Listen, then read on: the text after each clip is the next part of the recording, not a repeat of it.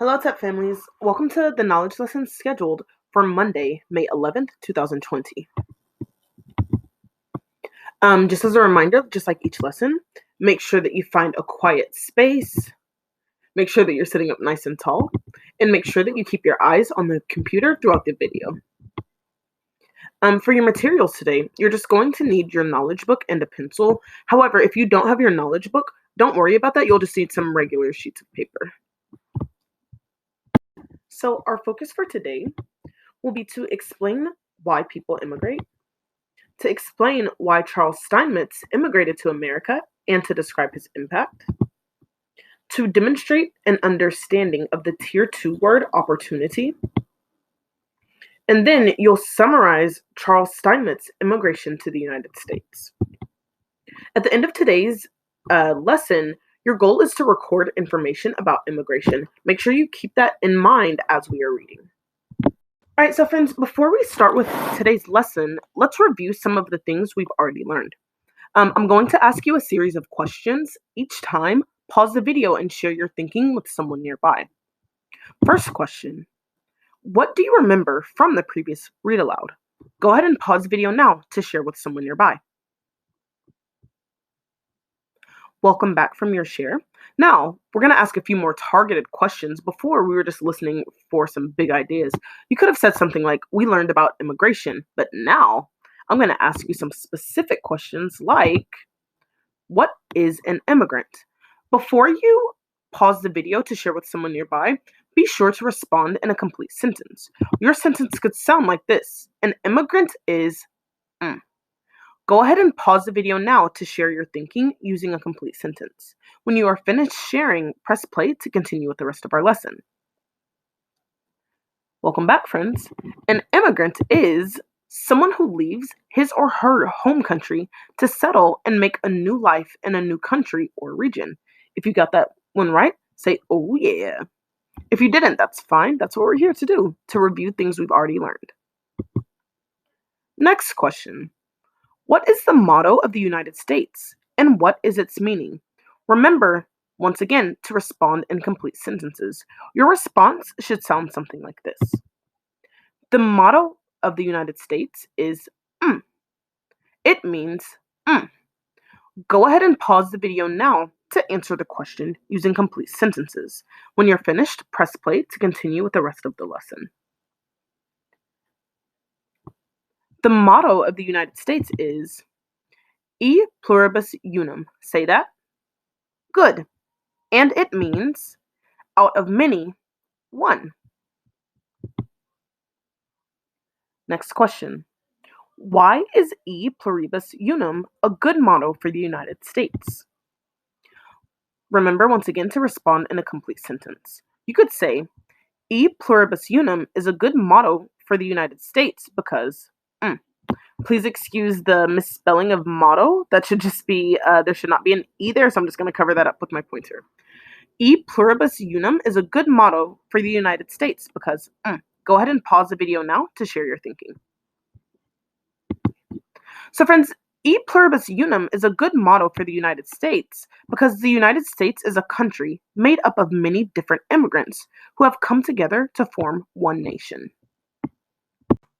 Now, before moving on even further, let's discuss push and pull factors. Show me push. Good. Now show me pull. Good. Now, what are some of the push factors you heard the author give as examples why people would leave their homelands? Go ahead and pause the video now to share your thinking. When you're finished, of course, press play to continue with the rest of our lesson. All right, welcome back, friends. So, friends, some of the push factors include fear and lack of freedom to practice their religion, money problems, and problems in the government. Those were some of the things that pushed people away from their homelands. Now, let's talk about the pull factors. What are some of the pull factors that you heard the author give as examples of why people should come to the United States? Go ahead and pause the video now to share your thinking. Okay. Welcome back.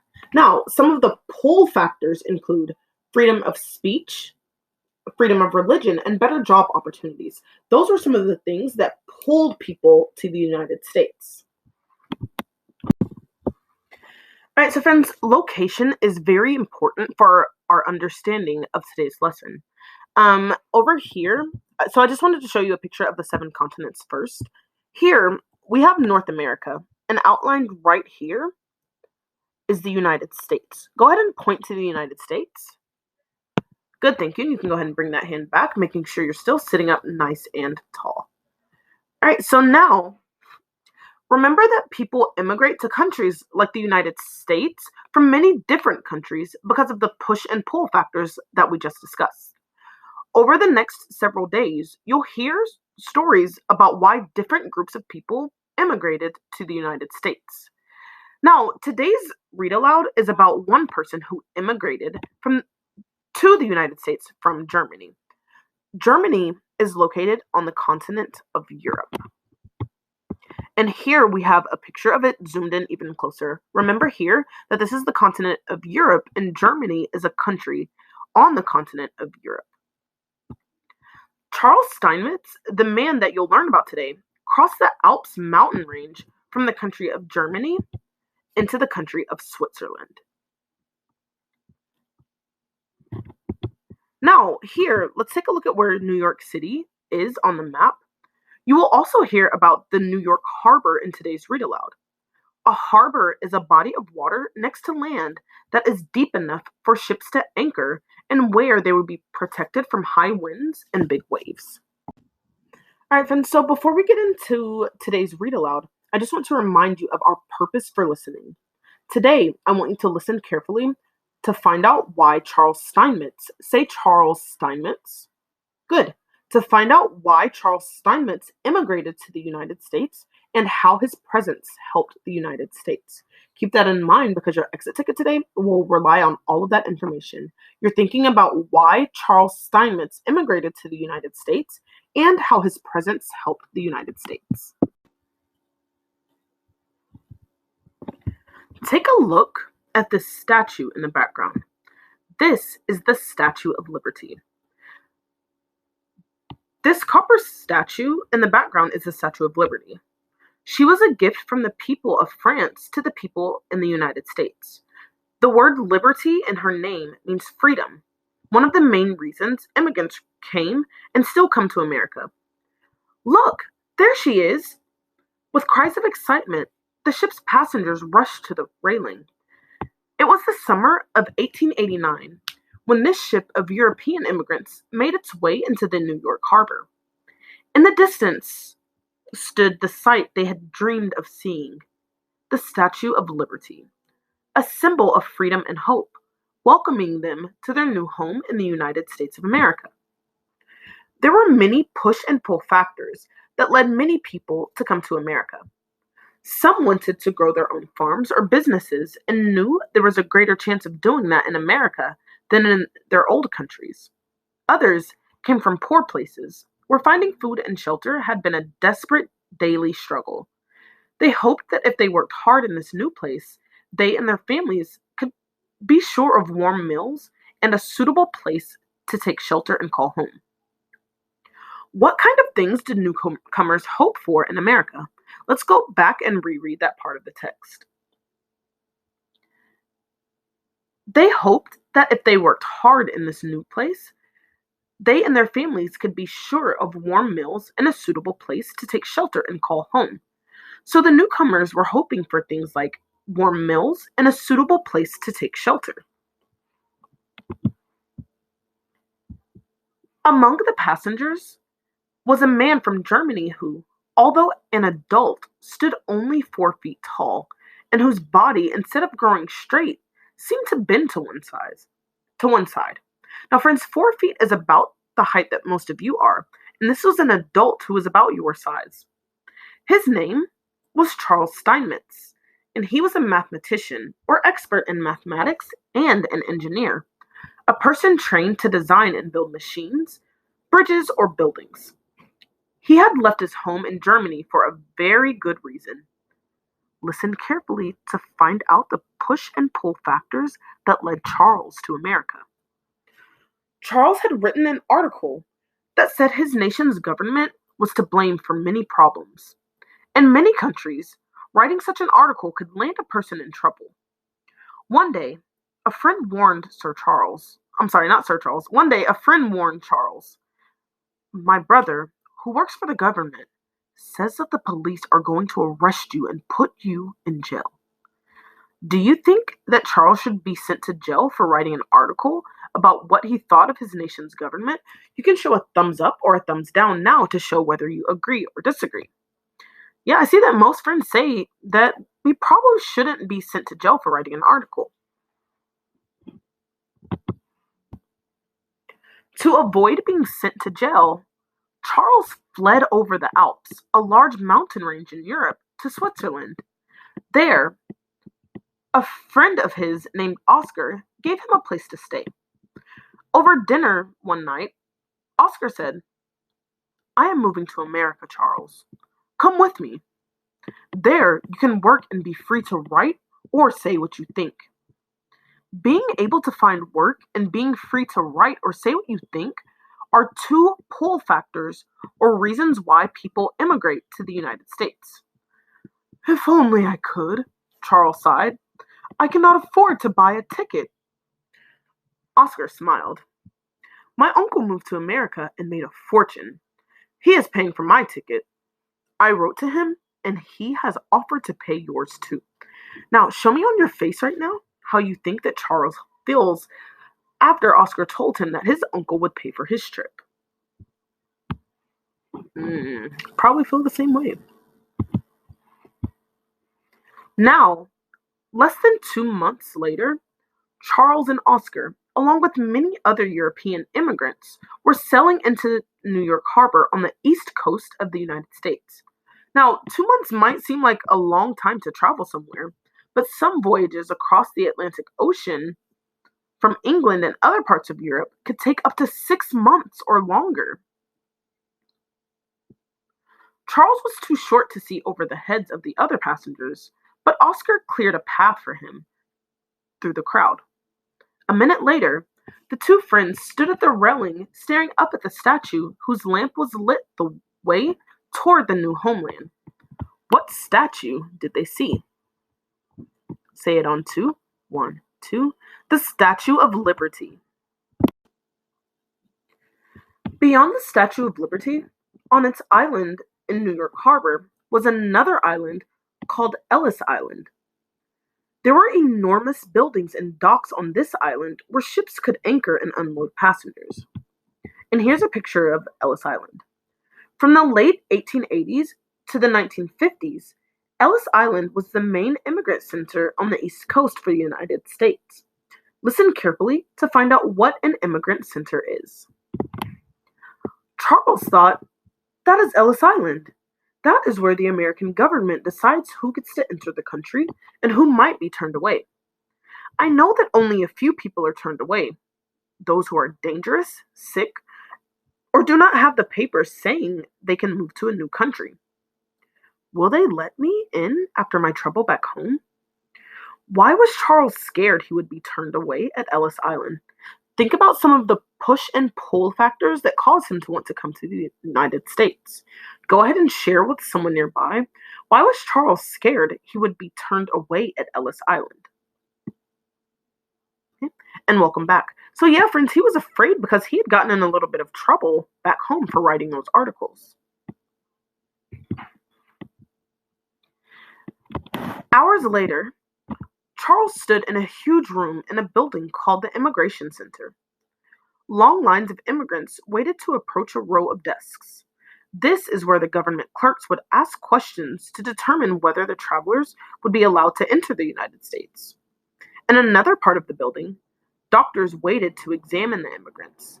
Most people were allowed in, but Charles worried. What will I do if they turn me away? If I cannot return home, I cannot return home. If I do, I will be sent to jail. How do you think Charles might have felt if he traveled for 2 months to settle in a new country and was turned away? Go ahead and show us on your face now. Yeah, I wouldn't be too happy either. Finally, he reached the head of the line. A government clerk asked him a question, but Charles did not understand English. The clerk called over an interpreter who knew many languages, including German. Based on the way it's used in the sentence, what do you think an interpreter is? Go ahead and pause the video now to share your thinking with someone nearby. Welcome back. So yeah, friends, let's reread that line of text. The clerk called over an interpreter who knew many languages. And so that tells us that an interpreter is someone who knows many languages. Using the interpreter to turn his English words into German, the clerk asked, "What is your name?" Charles said his name, and the clerk wrote it in a book. Then, without looking up, he asked, "Do you have a job waiting here for you?" "No," Charles answered. "Do you have any money to live on until you find a job?" "No," Charles admitted. Now the clerk looked up at Charles and shook his head. "So you have no money and no job, and you speak no English. I am sorry, but we want people who can add something to our nation." Just then, Charles's friend Oscar stepped forward. "If you turn this man away," he said, "you will be making the greatest mistake of your life. This is Charles Steinmetz, one of the greatest scientific and mathematical thinkers in the world. He may be only 4 feet tall, but he has many talents. You want citizens who can improve this country. He can. I am so sure of it that I will pay all his expenses until he has a job." Now, friends, notice that this image is a photograph. Photographs record images of things and people that are real. We can tell by this photograph that Charles was a real person, not a fictional character. 2 hours later, Oscar's uncle welcomed Oscar and Charles to his big house in New York City. Soon afterward, Charles Steinmetz began to learn English and went to work at a large company. Using his powerful mind to invent useful new products, he helped improve the way electricity is carried through wires in order to bring electrical power to buildings and houses. He helped to make electric streetlights possible and worked with the famous American inventor Thomas Edison. Yeah, I see those looks of shocks. Yeah, we remember him from earlier domains. Charles wrote books that helped other scientists understand electricity. He made more than 200 scientific discoveries. These discoveries made Charles Steinmetz famous and earned him a great deal of money, but he never forgot how other people had helped him. While continuing his scientific work, Charles began teaching at a college near New York City. He refused to take any pay for his teaching, saying, "Teaching others how to create useful inventions is the best way to repay the United States for taking me in." So, friends, why did Charles refuse or not accept pay for his teaching? Let's go back into the text to help us find that answer. He refused to take any pay for his teaching, saying, "Teaching others how to create useful inventions is the best way to repay the United States for taking me in." Based on that, we can assume that Charles refused to accept payment for his teaching because he was grateful that the United States even took him in, and he felt that the best way to repay them is by teaching other people to make inventions. His friend Oscar understood. He explained in later years, like so many others, Steinmetz came to America so he could help others with his talents and also have a good job and life for himself. That is why they called the United States the land of opportunity. Like many other immigrants, the move to America gave Charles a new chance to achieve something. Oscar continued, "I believe that each person brings something good to share. Putting all our talents together can make the United States and its citizens stronger and happier." But just to think, that clerk at Ellis Island almost turned Charles Steinmetz away. Charles Steinmetz and his friend Oscar were two of the 23 million immigrants who came to the United States between the years of 1880 and 1920. The majority of these immigrants were from the European continent. Like Charles, these European immigrants sailed into New York Harbor and were registered into the United States at Ellis Island. Sometimes immigrants' names were recorded and changed or shortened to make them easier to say. And sometimes, as almost happened to Charles, immigrants were turned away if they were too sick or did not have the right papers. Can you imagine what your life would be like today if Charles Steinmetz had been sent back to Germany? Go ahead and pause now to share with someone nearby about how you think life would be if Charles Steinmetz had been sent back to Germany. When you're sharing, press play to continue with the rest of the lesson. All right, so friends, we have now completed the read aloud for today's lesson. Now, like the good readers we are, of course, we're going to go back and ask questions about the text. Question 1, what is this a picture of?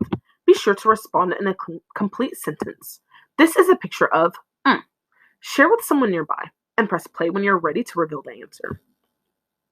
This is a picture of the Statue of Liberty. If you got that one correct, say, oh yeah. All right, question 2. Why was it important in today's read aloud? Once again, be sure to respond in a complete sentence. You can start your response with, it was important because. Go ahead and pause now to share with someone nearby, and then press play to reveal the answer. All right, so friends, it was important because the statue welcomed immigrants to the United States and symbolizes freedom and hope. All right, so friends, with our remaining questions, some of them are going to come directly from the text, and some of them are going to require us to make an inference, to add in our own thinking.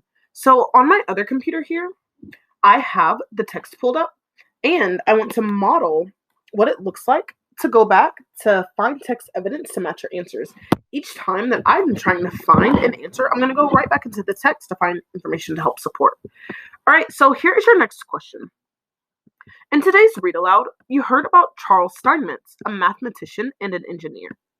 What was the push factor the author tells about that caused Charles to leave Germany? Now, mind you, I'm looking over here because that's where my text is. Now, I'm going to go back into the text to try to find information about why he wanted to leave Germany. Okay, so I'm going to scroll back to where the part in the text before we started talking about him being in New York, because we know, I think I found the page, because we know that he had a reason to leave Germany before he came to New York. All right, so in the text I found, Charles had written an article that said his nation's government was to blame for many problems. In many countries, writing such an article could land a person in trouble. One day, a friend warned Charles, "My brother who works for the government says the police are going to arrest you and put you in jail." Well, based on that text evidence, I can make an inference there. I can assume that one of the push factors for Charles to want to leave America was that he criticized the German government in an article he wrote, and he was afraid that he might be put in jail. Now, our next question is, where did Charles's ship dock? Take a moment to think. As you're trying to remember that, I'm going to go ahead and go back into the text to find our answer. All right, where did his ship dock? Scrolling through now to look for information about his ship docking. All right, let's see. Okay, so in the text right now, I've found, now less than 2 months later, Charles and Oscar, along with many other European immigrants, were sailing into New York Harbor on the east coast of the United States. And then if I skip down a little bit in the text, I see on its island in New York Harbor was another island called Ellis Island. So from this, I can infer that the ship docked at Ellis Island because that was the place where the ships for many immigrants docked. All right, so our next question is, what happened to immigrants at Ellis Island? Pause the video now to think back to what we read. As you're doing that, I'm going to find the line of text and see if you guys can give me the answer based on the evidence. Remember, the question is, what happened to immigrants at Ellis Island? You can pause the video now to take that think time. And when you're done, press play to see if your thinking was correct. All right, guys, welcome back. I found the piece of text evidence. All right, so in the story we read, long lines of immigrants waited to approach a row of desks. This is where government clerks would ask questions to determine whether the travelers would be allowed to enter the United States. So from that, we know that at Ellis Island, immigrants were asked questions to see if they could enter the United States. Our next question is, why did the clerk almost turn Charles away? Go ahead and pause the video now to think back to what we read earlier. When you're finished thinking, press play, and then I'll reread that line of text for you. All right, so, here we go. Finally, he, referring to Charles, reached the head of the line. A government clerk asked him a question, but Charles did not understand English. The clerk was an interpreter who knew many languages, including German. Using the interpreter to change his English words into German, the clerk asked, "What is your name?" And then in the text it says, Charles said his name, and the clerk wrote it in the book. Then he asked, "Do you have a job waiting for you?" "No," Charles answered. "Do you have any money to live on until you find a job?" "No," Charles admitted. "So you have no money and no job, and you speak no English? I am sorry, but we want people who can add something to our nation." So from that line in the text, we know that the clerk almost turned Charles away because he didn't have any money or a job, and he didn't see how Charles could make America better, because at the time they were wanting people who would improve the country, and the clerk just didn't see how Charles could do that since he didn't speak English, he didn't have any money, and he didn't have a job. Now, for this last question, I want you to pause and talk with someone nearby. What were some of the things Charles did to make the United States a better place? Go ahead and pause the video now to share with someone nearby. As you're doing that, I'm going to scroll back to the text and press play when you're done, and I'll read the line from the text to see if you remembered correctly from the story. All right, guys, welcome back from your share. In the text, it says, Charles began to learn English and went to work at a large company, using his powerful mind to invent useful new products. He helped improve the way electricity is carried through wires in order to bring electric powers to buildings and houses. He helped to make electric streetlights possible. He wrote books that helped other scientists understand electricity, and he made more than 200 scientific discoveries. Also, a little bit later in the text, it says, Charles began teaching at a college near New York City. He refused to take any pay for his teaching. Now, we see a couple of ways he made the United States better. He helped people learn a lot about electricity. He made lots of inventions, and he taught other people how to do these things for free. In the read aloud you heard, that is why they call the United States the land of opportunity. Say opportunity. Good. Say it one more time. Yes, the word is opportunity. The word opportunity means a chance or possibility to achieve or do something. For example, Julian was given the opportunity to take music lessons. Have you ever been presented with an opportunity to do or try something? Make sure to use the word opportunity when you tell about it. For example, you could say, I had the opportunity to. Go ahead and pause the video now to share with someone nearby something that you've had the opportunity to do. Be sure to answer in a complete sentence, and your sentence stem is, I had the opportunity to. Go ahead and pause the video now to share. All right, welcome back, friends. The word we've been talking about is opportunity. Say it. Good. And just to remind us, the word opportunity means a chance or a possibility to do or achieve something. So now we're going to do a follow-up activity to practice the word opportunity. I'm going to ask a question about something you may have already had the opportunity or chance to do. Or it might be about something that you would like to have the opportunity to do in the future. Be sure to use the word opportunity when you answer. For example, you will say, or actually, let me just ask the question first. Here's your first question. Have you ever had, or would you like to have, the opportunity to cook? You can pause now to respond. Your answer is either, I have had the opportunity to cook, or I would like to have the opportunity to cook. Me personally, I've had the opportunity to cook, and I think my favorite thing to cook is crab legs. So I've had lots of opportunities to cook. Here's your second question. Have you ever had or would you like to have the opportunity to play a new game? Go ahead and give your response now. It's either I have had the opportunity to play a new game or I would like to have the opportunity to play a new game. Which is the case for you? You can respond now, listening for those responses. I see some people have already played a new game. Most of us have, considering all the things that we do in PE and gym and daily in the classroom. All right. Have you ever had or would you like to have the opportunity to make a new friend? All of us will respond the same way to this question. I have had the opportunity to make a new friend. Have you ever had or would you like to have the opportunity to hold a baby?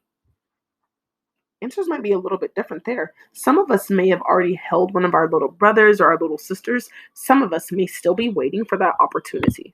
All right, so guys, we just spent a lot of time learning about a mathematician and an engineer who immigrated to the United States from Germany.